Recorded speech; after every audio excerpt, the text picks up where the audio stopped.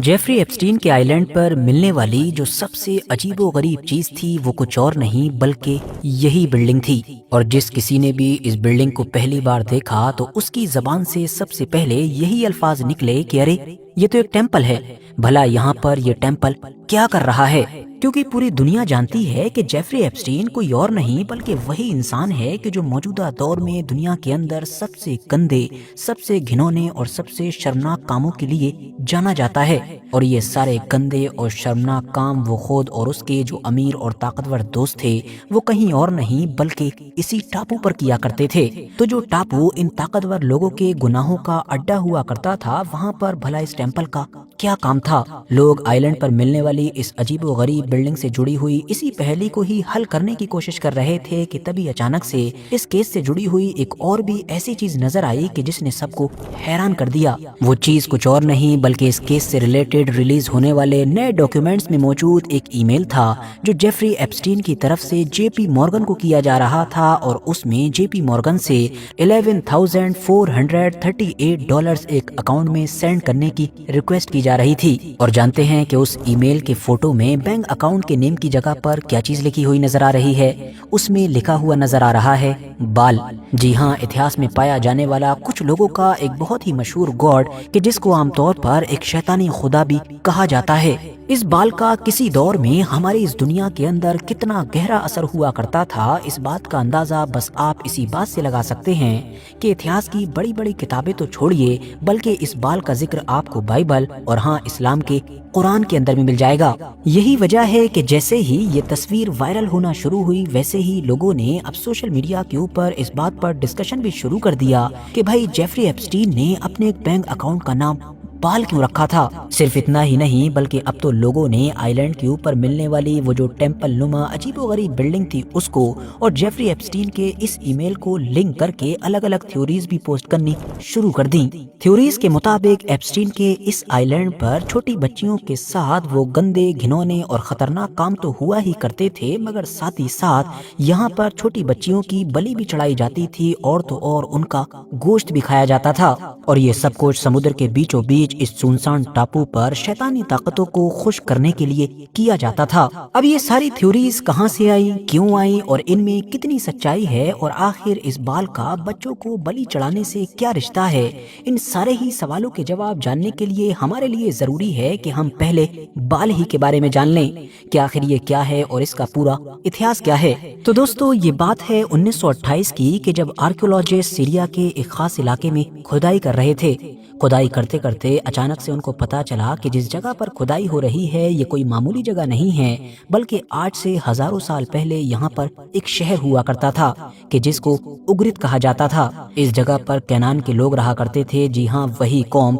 कि जिसने हजारों साल पहले उस पूरी जमीन को आबाद किया था कि जहाँ पर आज के दौर में सीरिया, लेबनान और वो पूरा इलाका कि जहाँ पर फिलिस्तीन और इजराइल मौजूद हैं। अब ये जो कैनान के लोग थे ये बड़े ही अजीब थे क्योंकि इनके अकीदे के मुताबिक इनका एक बड़ा खुदा था, एक सुप्रीम गॉड था कि जिसका नाम हुआ करता था एल, और इसी एल का एक बेटा भी हुआ करता था जिसका नाम था बाल। अब इन लोगों के मुताबिक ये जो गॉड का बेटा था बाल ये हद से ज्यादा गुस्से में रहा करता था। ये कैनान के लोग इस बाल की इबादत तो किया करते थे मगर मोहब्बत में नहीं बल्कि उसके गुस्से के डर की वजह से किया करते थे। इन लोगों का ये अकीदा था कि ये जो बारिश है, तूफान है या फिर ये जो अनाज उगता है या फिर हमारी औरतों के पेट में जो बच्चा पैदा होता है ये सारी ही चीजें इसी बाल के कंट्रोल में हैं। तो इसीलिए अगर किसी भी सूरत में ये बाल हमसे नाराज हो गया तो उस सूरत में ये बारिश को रोक देगा, अनाज को रोक देगा और हमारी औलादों को रोक देगा। इस तरह से हमसे औलादें, अनाज सब कुछ छिन जाएगा और हम पूरी तरीके से बर्बाद हो जाएंगे। बस इसी डर की वजह से ही ये हमेशा बाल की इबादत करते रहते थे और उसको खुश रखने की हर मुमकिन कोशिश करते थे। माना जाता है कि उस दौर में बाल को खुश करने के लिए बच्चों की बलि चढ़ाना बहुत आम बात हो गई थी। कल्चर ये बन गया था कि जिस घर में भी अब पहला बच्चा पैदा हुआ करता था तो बाल को खुश करने के लिए उस बच्चे की कुर्बानी दे दी जाती थी। और बाल नाम के इस गॉड की इबादत भी सिर्फ इसी इलाके में ही नहीं हुआ करती थी बल्कि वक्त के साथ जैसे जैसे इन लोगों का कल्चर आसपास के इलाकों में फैला वैसे वैसे बाल नाम के इस गॉड का असर भी फैलता चला गया। कुछ हिस्टोरिकल एविडेंसेस बताते हैं कि 1400 ईसा पूर्व में मतलब कि हजरत ईसा अलैहिस्सलाम से लगभग 1400 साल पहले मिस्र के अंदर भी बाल नाम के इस गॉड की इबादत बहुत ज्यादा कॉमन हो गई थी। अब बाल की इबादत करने वाले इन लोगों की तरफ खुदा के कौन से पैगंबर को भेजा गया था और उनके साथ इन लोगों ने क्या सलूक किया था, वैसे तो ये भी अपने आप में एक बड़ा टॉपिक है, मगर आज बस आप इतना समझ लीजिए कि कुरान और बाइबल दोनों में ही इस बाल का जिक्र मौजूद है। कुरान के अंदर अल्लाह फरमाता है, क्या तुम बाल को पुकारते हो और बेहतरीन खालिक को छोड़ते हो।